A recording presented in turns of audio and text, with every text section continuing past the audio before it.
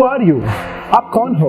Well, मेरा नाम ये है, मैं इंडियन हूँ, मैं अमेरिकन हूँ, मैं डॉक्टर हूँ, मैं इंजीनियर हूँ, मैं पुरुष हूँ, मैं स्त्री हूँ। तो क्या ये हमारी वास्तविक पहचान है?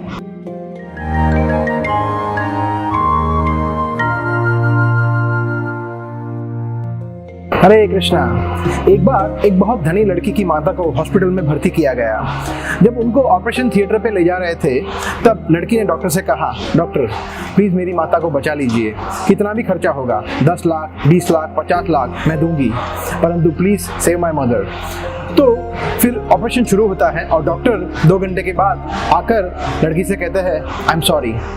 वो चल बसे और लड़की रोना शुरू कर देती है। तो कौन चल बसा? वो लड़की की माता का शरीर तो वहीं पे है, ऑपरेशन टेबल पर।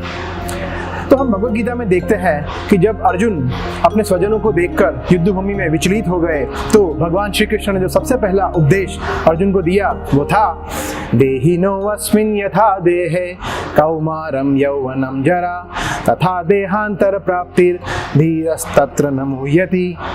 तो 2 शब्द है, देह और देही। तो इसको हम बहुत आसानी से समझ सकते हैं। देह का मतलब ये शरीर और देही मतलब शरीर में रहने वाला। जैसे गृह मतलब घर और गृही मतलब घर में रहने वाला। तो कृष्ण कहते हैं हम ये शरीर नहीं है, शरीर के अंदर हम रहते हैं। तो इसको हम कैसे समझे?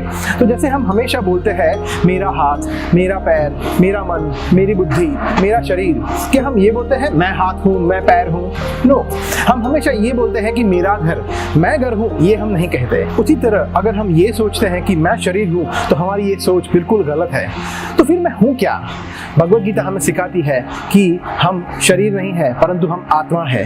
We are spirit soul. तो कृष्ण ये श्लोक में कहते हैं, देहिनो अस्मिन् यथा देहे कौमारम यौवनम जरा।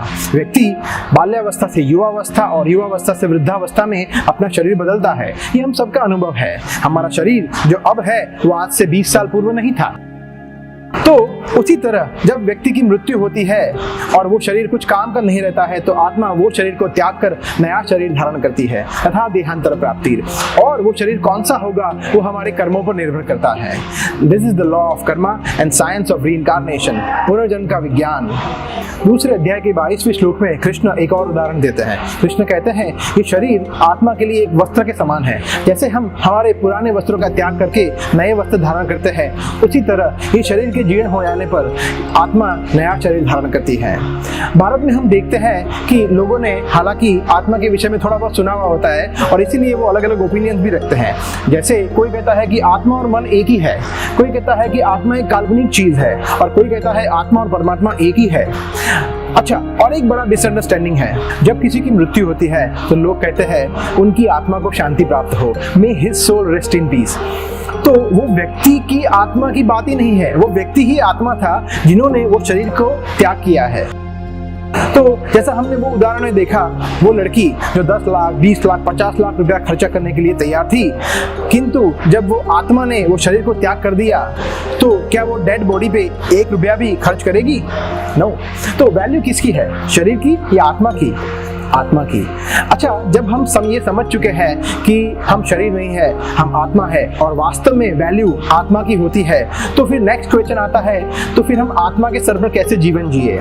तो इसके लिए हम एक उदाहरण लेते हैं। एक व्यक्ति था जिसके पास एक पक्षी था, एक तोता था, और उसने सोने के पिंजरे में रखा हुआ था। तो वो हर रोज सोने के पिंजरे को पॉलिश करता था, चमकाता था, साफ करता था, बहुत अच्छा ख्याल रखता था। तो क्या वो सही करता था? नहीं, उसको पिंजरे से ज्यादा वो पक्षी का ख्याल रखना चाहिए, उसे खाने के लिए कुछ देना चाहिए, राइट? तो हमें ये सुन के कुछ हंसी आ सकती है, मगर हम भी तो यही कर रहे हैं। पूरा दिन हम हमारे शरीर को सजाने में लगे हुए हैं। मेरे बाल, मेरी आंखें, मेरी स्किन, मेरा हाथ, मेरे पैर, इन शॉर्ट मेरा शरीर, जो आत्मा के लिए एक पिंजरा ही तो है। तो फिर आत्मा का कार्य क्या है? कृष्ण भगवद गीता के 15वें अध्याय के 7वें श्लोक में कहते हैं, ममेवांश जीवलोके जीवभूत सनातनः मनषष्ठानि इंद्रियाणि प्रकृति स्थानि कर्षति। कृष्ण कहते हैं ये सारे जीव मेरे अंश हैं। तो मतलब जीवात्मा जो है वो परमात्मा का अंश है। जैसे ये मेरा हाथ है, ये मेरे शरीर का एक अंश है और उसका कार्य है शरीर की सेवा करना, उसी तरह एक जीवात्मा का कार्य है परम भगवान या परमात्मा श्री कृष्ण की सेवा करना।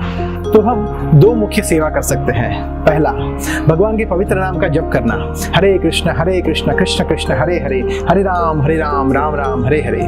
और दूसरा, भगवान के बारे में उचित अथॉरिटी से सुनना।